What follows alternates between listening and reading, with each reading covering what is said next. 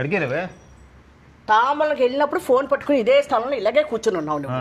పట్టుకుని కూడా వచ్చేసాను ఆ తాంబూలన్నీ అయినా ఫోన్ వదలలేదు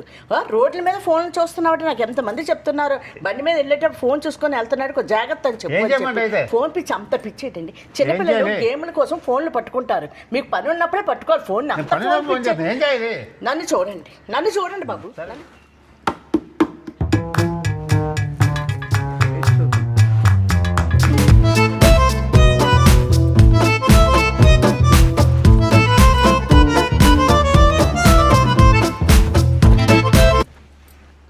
బాబు